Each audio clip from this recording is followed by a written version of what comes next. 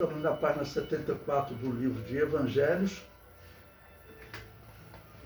Vamos agora ao item 55, a confissão de Pedro. Bom, essa história ela é relatada em Mateus 16, Marcos 8 e Lucas capítulo 9. Se você tiver com a Bíblia, coloque aqueles marcadores para você poder fazer uma leitura. Nós vamos fazer a leitura agora de Mateus, capítulo 16, tá ok?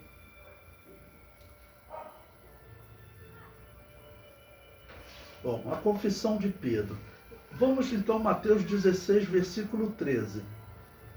E chegando Jesus às partes de Cesareia de Filipe, vamos localizar vocês novamente geograficamente, Vamos falar assim, tá ok? Então, aí na página 74 mesmo, eu coloquei um mapa para vocês, e vocês têm aí, Jesus estava em Betsaida, tá bom? E agora está em Cesareia de Filipe, tá bom?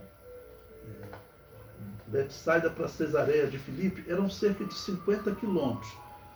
Cesareia de Filipe fica bem próximo do Monte Hermon, que é talvez o monte mais alto ali da região de Israel, tá bom? E são cerca de 50 quilômetros. Então Jesus saiu dessa região de Betsaida e foi para Cesareia de Filipe, cerca de 50 quilômetros, mais ou menos daqui a Petrópolis, Então ele, chegando às partes de Cesareia de Filipe, interrogou os seus discípulos dizendo: quem dizem os homens ser o Filho do Homem? O versículo 14. E eles disseram, uns, João Batista, outros, Elias, outros, Jeremias, ou um dos profetas. Bom, é interessante esse pensamento deles de que algum profeta do passado viria, voltaria, Tá ok? Bom, os judeus, eles não acreditavam que os mortos voltam a este mundo, tá bom? Então o pensamento era de ressurreição. Entre os judeus, por exemplo, havia um livro chamado Assunção de Moisés. Esse livro ele foi citado por Judas, versículo 9, e esse livro dizia que Moisés havia ressuscitado. Mas como tinham dois profetas também que teriam sido tirados da terra, Elias e Enoque, sem morrer, muitos acreditavam que eles voltariam a este mundo, João Batista, nós vimos que até Herodes acreditava que João Batista poderia ter ressuscitado e voltado, Porque um morto voltar, os judeus não acreditavam também, tá bom? Eles acreditavam em ressurreição, mas não um espírito voltar em outro corpo. Isso não, ok? Versículo 15. Disse-lhes ele, e vós, quem dizeis que eu sou? Bom, vocês vejam a importância de nós estudarmos o texto de forma cronológica, tá bom? Nós estudamos um texto de Marcos, que só Marcos relata, tá ok? A cura do cego, e a cura daquele cego, eu falei para vocês, indica um crescimento na visão dos homens, não por limitação do poder de Jesus, mas do próprio homem, tá bom? Ok? Então agora Jesus indaga eles para ter um testemunho. E aqui eu aproveito para vocês para falar em termos educacionais também. É muito importante o educando, o seu aluno, ele falar. É bom nós colocarmos as pessoas para participarem. Quando a pessoa participa, o grau de aprendizado cresce muito, tá bom? Entre ele ouvir, diz que é bem pouco, ouvir e escrever vai crescendo. Agora, ouvir e falar, participar, o grau de aprendizado cresce muito. E como Jesus está trabalhando os apóstolos para eles crescerem, né, no conhecimento, então Jesus questiona eles, para eles falarem. Versículo 16. E Simão Pedro, respondendo, disse: Tu és o Cristo, ou o Messias. Lembre-se que Cristo, em grego, equivale ao Messias em hebraico. É o mesmo termo, é apenas diferença de idioma. Bom, como nós estamos até estudando o Evangelho de Mateus, e eu falei para vocês que o apóstolo Pedro, provavelmente ele falava aramaico, até pela sua simplicidade. Paulo falava grego, né? Talvez o apóstolo Pedro falasse um pouco de grego, mas a história comprova que o idioma falado pelo povão era o aramaico. Por isso, Jesus, nas suas pregações, muito provavelmente falava em aramaico, que era uma língua, um dialeto muito próximo do hebraico. Era um idioma muito próximo do hebraico. Eles se desenvolveram na mesma região, tá ok? Então era um dialeto muito próximo do hebraico. Então, e tendo o Evangelho de Mateus muito provavelmente sendo escrito em aramaico, então aqui provavelmente o apóstolo Pedro teria falado para ele, né? Tu és o Messias, teria usado em aramaico. E o Evangelho de Mateus então teria sido traduzido para o grego, então depois colocado, então, Tu és o Cristo, o Filho do Deus vivo. E Jesus respondendo disse-lhe: Bem-aventurado és tu, Simão Bar-Jonas, ou seja, Simão, filho de Jonas. Veja que o Bar-Jonas é uma expressão aramaica, ok? Que significa filho de Jonas. Lembrando que nos dias do Novo Testamento não havia sobrenome. Os homens eram identificados pela região ou pela profissão. José o carpinteiro, Jesus de Nazaré, tá bom? E Simão Bar-Jonas, Simão filho de Jonas. Era muito comum identificar as pessoas pelo pai, porque lembre-se, aquela era uma sociedade patriarcal, tá bom? Era uma sociedade patriarcal. Então era muito comum falar, por exemplo, o filho de Abraão, o filho de Davi, para ligar ele a um descendente de Davi, e aí falava Bar-Davi, em aramaico, né? Filho de Davi. E no caso, Pedro, que era chamado Simão Bar-Jonas, Simão, filho de Jonas, ok?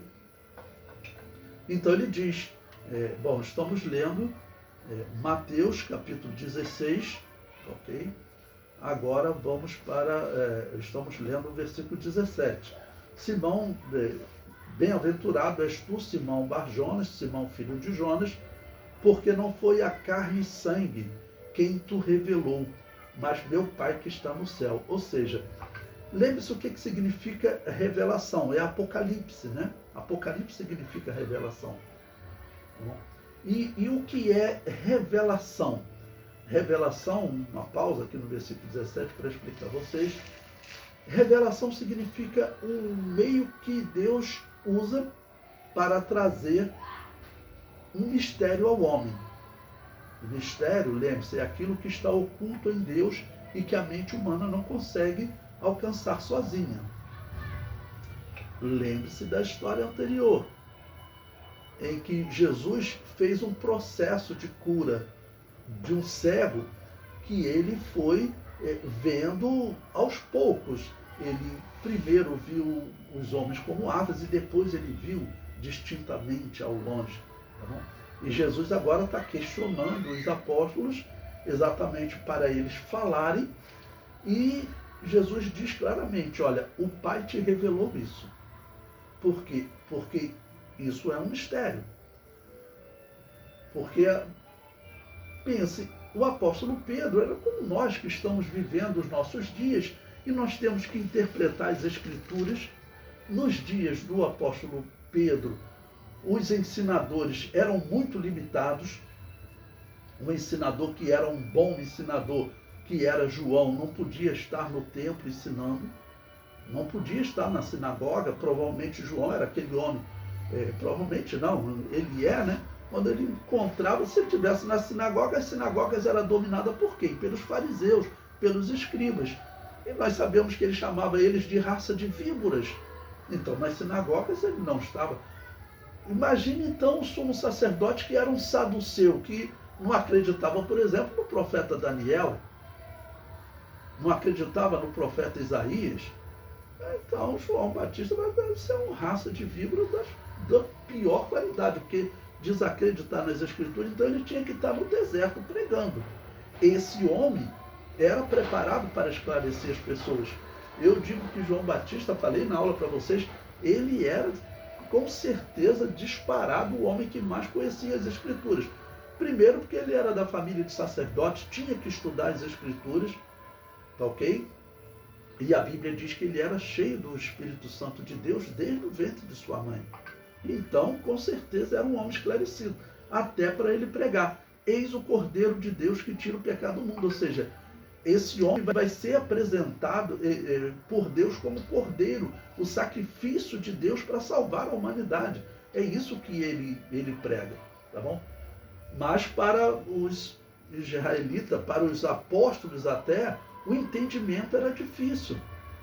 Tanto que, olha a sequência, a história está. Nós lemos Marcos falando de uma cegueira que vai saindo aos poucos daquele homem. Não? E agora nós estamos vendo Pedro dando um testemunho. O tópico seguinte que nós estudaremos vai ser Pedro sendo repreendido e dizendo, Jesus falando para ele, para trás de mim, Satanás. Tá ok? Isso reflete como a nossa visão vai crescendo. Ok? Então, Jesus fala aqui que quem revelou foi o Pai. E para vocês poderem entender revelação, você tem que entender mistério, revelação e iluminação, que nós falamos. E pegar um exemplo do Antigo Testamento, o exemplo do faraó, que ele teve uma revelação em sonho de vacas gordas e vacas magras, espigas bonitas e espigas feias. 7. E José interpretou para ele. Tá bom? O faraó teve a revelação daquele mistério. Qual era o mistério? Dos 14 anos que iriam se seguir na terra. Ele teve a revelação do mistério. E José foi iluminado para compreender a revelação daquele mistério. Isso é mistério, revelação e iluminação. O que é o mistério? Eram os 14 anos que iriam se seguir, que o homem não tinha como saber. Então, revelação, lembre-se, é o meio que Deus traz um mistério ao homem. Então, aqui Jesus está dizendo que Pedro foi revelado. Quem te revelou foi o Pai. E agora o que eles precisam? Eles precisam ser iluminados para compreender essa revelação. Porque ele, sendo o Messias, sendo o Cordeiro de Deus, ele vai ter que morrer. E os apóstolos, nós veremos a sequência, os apóstolos, eles não vão compreender isso, a ponto do apóstolo Pedro querer não repreender o mestre. Tá bom? Então lembre-se do crescimento da visão do cego. Bom, prosseguindo, versículo 18. Jesus Cristo diz: pois também eu te digo que tu és Pedro. Bom, o nome Pedro, que é Petros em grego, ele representa uma pedra, mas uma pedra comum, que você pode pegar e jogar de um lado para o outro. Tá bom? Todos nós somos pedras. Tá bom? Ele diz: pois também eu te digo que tu és Petros, tu é uma pedra que pode ser lançada de um lado para o outro. E sobre esta pedra edificarei a minha igreja. Bom, quando Jesus fala pedra, no grego está escrito Petra. O que é Petra? Petra é uma grande pedra, uma pedra que não dá para você remover. Por exemplo, o pão de açúcar, aquela é uma Petra, tá bom? E Pedro é o quê? É uma pedra que você usa na obra, que joga de um lado para o outro. Então, a argumentação, vocês sabem que daqui a igreja pagã, católica, romana, ela desenvolveu dizendo que Pedro foi o primeiro Papa, ele era a primeira autoridade, e nós sabemos que não era, até por conta do tema que nós estamos estudando. Esse homem aqui, ele vai ter que desenvolver muito a sua visão. Nós veremos nos evangelhos e no livro de Atos a sua visão parcial, tendo que ser repreendido pelo apóstolo Paulo, tá bom? Que tinha uma visão mais ampla.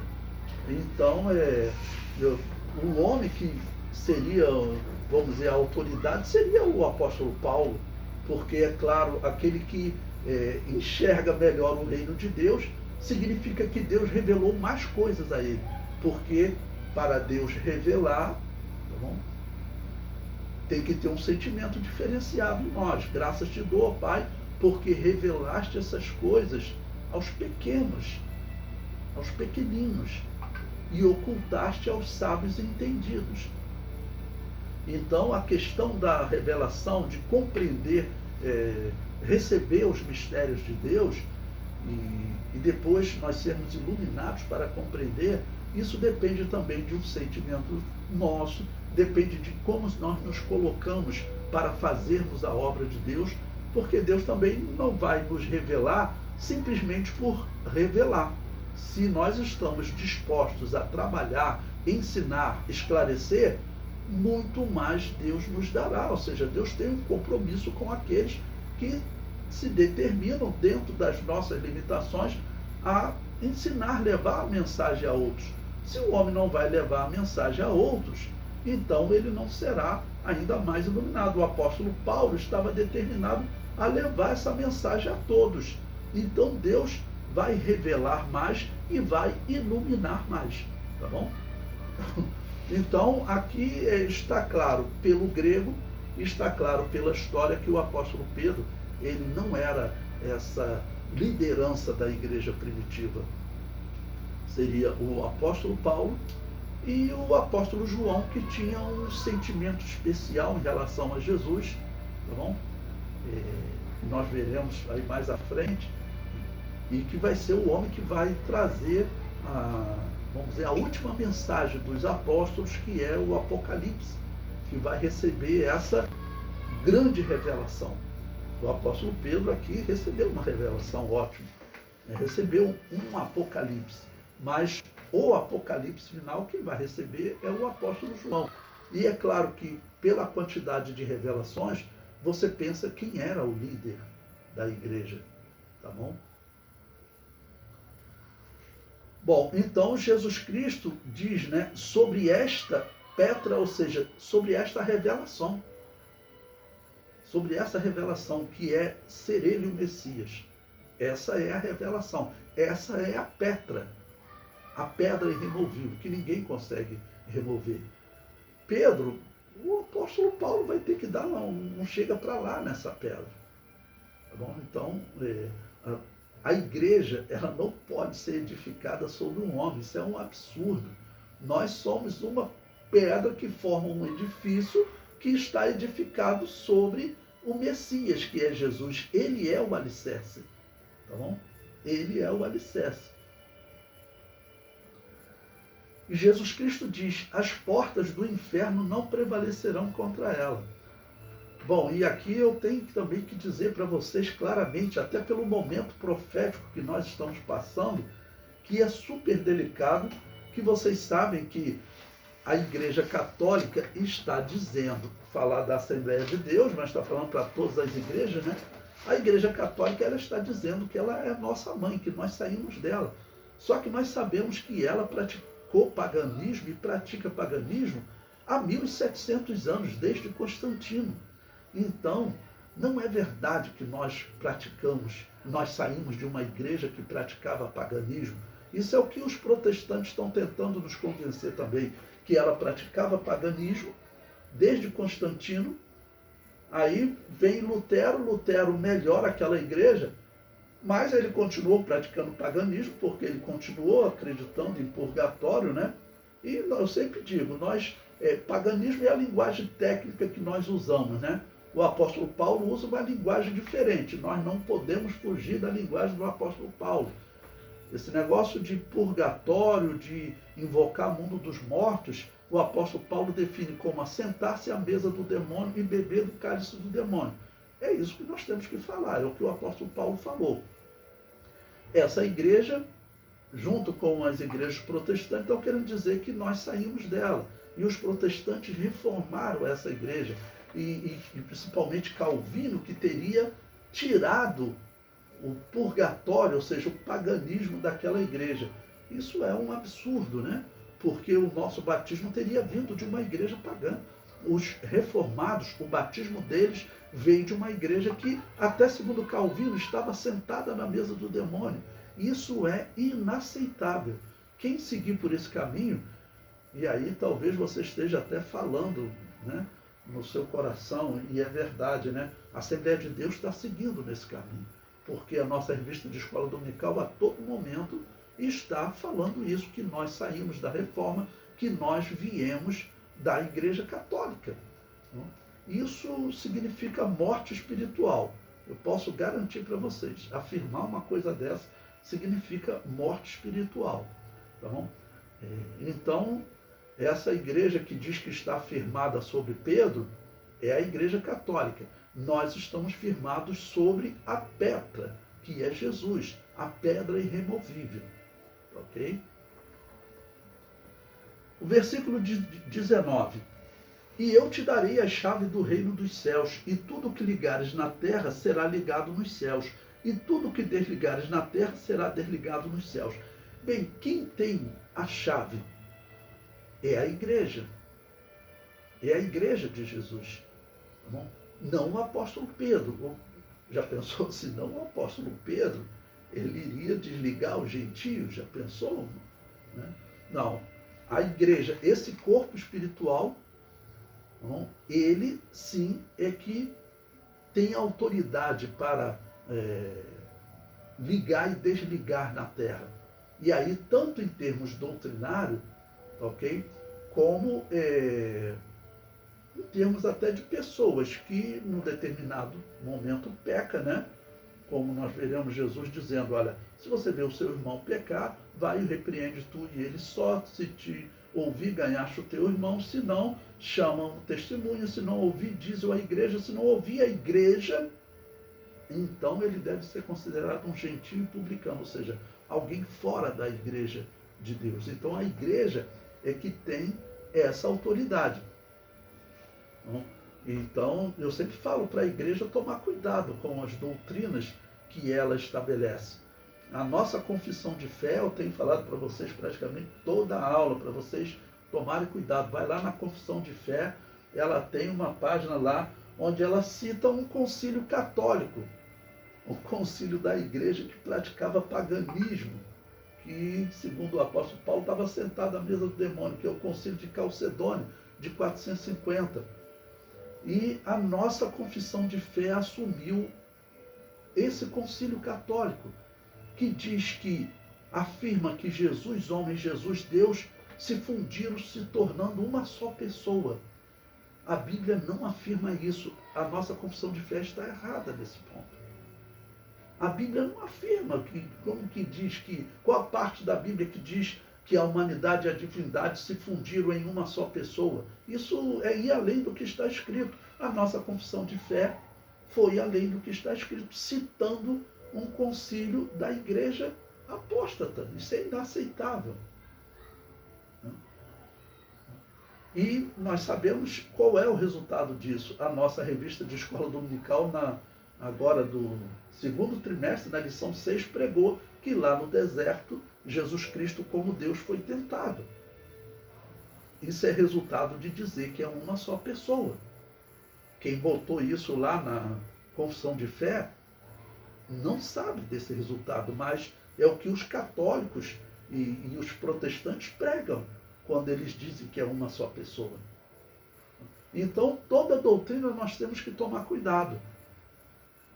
E a pior delas, eu digo, quando a Assembleia de Deus agora prega justificados somente pela fé, que isso está errado. Porque a Bíblia é clara em dizer que, além de ter fé, o homem tem que ter transformação de vida, obras diferentes. Ele tem que ter. E eu sempre digo, o próprio Calvino disse que Lutero estava errado nisso. Só que essa doutrina de Lutero, ela é uma doutrina satanista. Porque se você pregar que basta ter fé para ser justificado, os demônios estariam justificados. Então, qual é a armação do inferno? É que a igreja, toda ela aqui na terra, eu e você e toda a igreja batam o martelo, justificados somente pela fé. E aí o demônio vai diante de Deus, olha, teu filho deu autoridade lá, está escrito. Tudo que essa igreja confirmar na terra, ou ligar na terra, será ligado no céu. Então, os demônios têm que ser salvos, porque a igreja está pregando que basta ter fé para ser justificado. Mas a verdadeira igreja de Jesus nunca vai pregar isso, vai pregar essas pessoas que, infelizmente, estão sendo cegadas por algum motivo, ou pela maçonaria, ou pelo poder, por algum motivo elas estão cegas. Tá bom? E aí vai pregar um absurdo desse. E aí você vai pensar por que a igreja está sofrendo com tantos problemas. Está sofrendo com tantos problemas. Isso é influência dessas doutrinas. Porque vai pregando uma doutrina satanista dessa, essa doutrina, é claro que ela vai cegar as pessoas espiritualmente. Aproveito até, estava aqui conversando com a irmã Franciline, quando ela decidiu se matricular, ela estava aqui em casa, conversando com a minha esposa, e eu estava explicando para ela, e vou repetir aqui para ficar gravado, né, para que nós conversamos. Então eu até repito, Franciline, aquela explicação que eu te fiz sobre a questão do livre-arbítrio e da predestinação, que é outra doutrina satanista, que a igreja está pregando. E por que é satanismo? Eu falei para vocês, todas as confissões de fé da igreja católica, da igreja protestante, a igreja protestante são igrejas luterana e anglicana, e das igrejas reformadas, que aí são as igrejas que seguem Calvino, presbiteriana e metodista, e também a igreja batista reformada. Todas elas pregam que os anjos que pecaram porque Deus predestinou eles a isso. Está escrito na confissão de fé deles. E aí é só você fazer uma pergunta simples, né? Aquele anjo querubim, chamado de querubim ungido, por que ele pecou? Segundo a confissão de fé, diz que ele pecou porque Deus predestinou ele a isso. Aonde que está o satanismo? Está dizendo que o querubim ungido se tornou o demônio, o Satanás, o dragão, porque Deus ordenou ele a isso. E está dizendo que o demônio é uma vítima da divindade, que ele é o que é porque Deus ordenou. É claro que isso é um satanismo.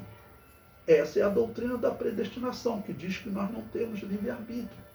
Então, aqui, todas essas doutrinas, eu falo, qual é a armação do inferno? Se a igreja formar um consenso, tá bom? De que realmente nós não temos livre-arbítrio e somos predestinados, qual é o resultado? A igreja está pregando lá na terra que o demônio é o que é, porque Deus determinou que ele fosse isso. Isso é inaceitável. E eu digo, a verdadeira igreja de Jesus nunca vai pregar isso. Porque eu vi pessoas que eram-se pessoas que tinham pouquíssimo conhecimento. Mas quando ouvi essa doutrina, né, de que tudo que nós fazemos, quem escolheu ser ateu é porque Deus predestinou ele para isso. Ou eu me lembro aqui a irmã Cleonice, né, citar ela falando que ouviu um desses calvinistas dizendo que um homem, quando estupra uma criança, foi Deus que predestinou ele a isso. Aplique a esse caso, eu coloquei para vocês lá o sermão do Netanyahu, tá bom? No grupo para vocês ouvirem. É um sermão político, retratando história, tudo, né? Ele não é um cristão, nós sabemos disso, mas eu estou falando apenas como discurso para você ver. Ele relata o Hamas, o terrorista, ele teria sido predestinado por Deus. Ele entrou lá, quando eles invadiram Israel, eles pegaram esse recém-nascido, botaram no forno e assaram. Tá bom? O John Piper, um calvinista, quando ele foi perguntado sobre as torres gêmeas, o homem perguntou para ele, se Deus é bom, por que Deus permite uma coisa dessa? ele falou, isso aí não é questão de permissão não, tudo isso é determinado por Deus, os homens não têm livre-arbítrio.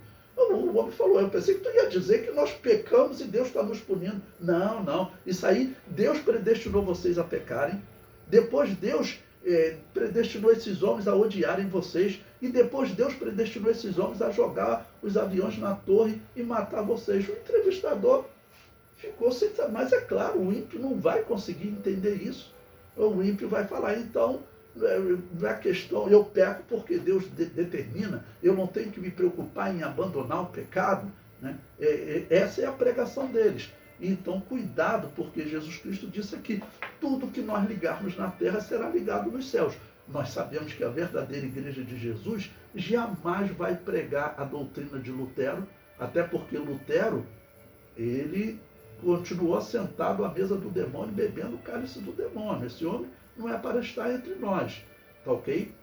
Jamais vai pregar justificados somente pela fé, porque nós sabemos que Tiago diz que depois de justificado, você tem que mostrar através de obras, ou seja, de vida transformada, obras são ações humanas, através de vida transformada, que você foi justificado. Se você foi justificado, as suas obras se transformam, tá bom? Então a justificação não é somente pela fé, tanto que Lutero falou, para a minha doutrina ser correta, Tiago tem que ser rasgado e jogado na lata do lixo. Quando o cristão da Assembleia de Deus diz que Lutero está certo, justificado somente pela fé, o próprio Lutero falou, então ele está dizendo que Tiago tem que ser rasgado da Bíblia e jogado no lixo. Ele fala, não, mas eu não penso isso não, mas Lutero pensava e ele disse, para a justificação ser somente pela fé, tem que descartar Tiago. Olha que absurdo. Então a pessoa está pregando heresia e não sabe.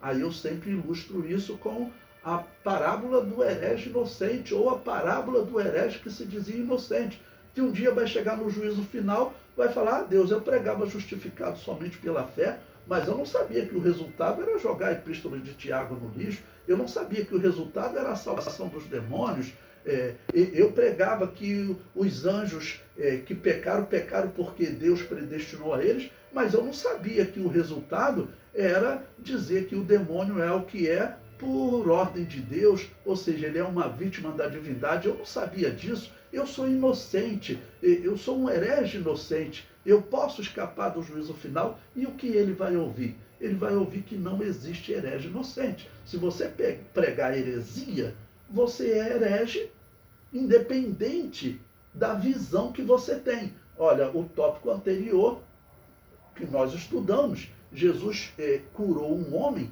mas esse homem, ele continuou dialogando com Jesus e falando, olha, a minha visão é parcial, eu não vejo os homens, eu vejo eles como árvores. E Jesus então prossegue e depois ele vê corretamente. É o que está acontecendo com Pedro aqui. Pedro vai dialogando com Jesus e a sua visão vai crescendo.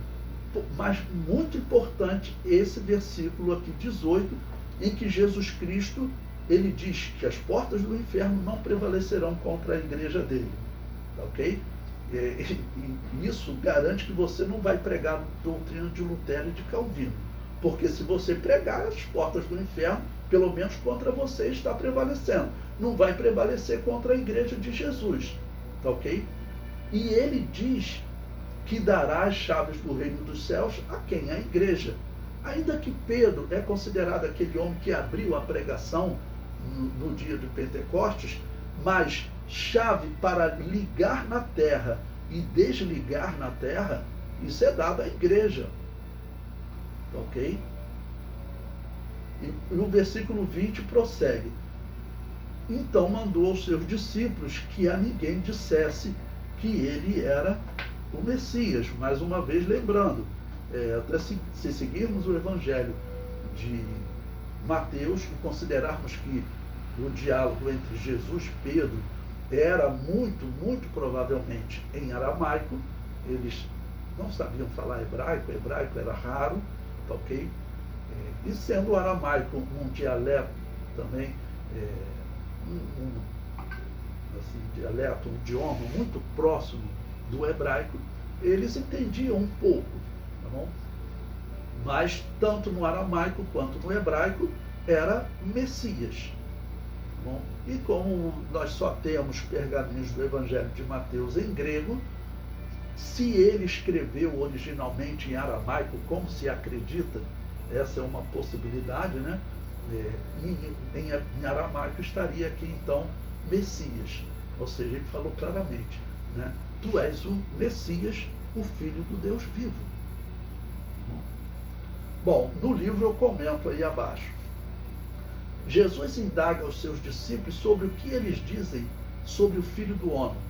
E Pedro faz a confissão: tu és o Cristo, o Filho do Deus vivo.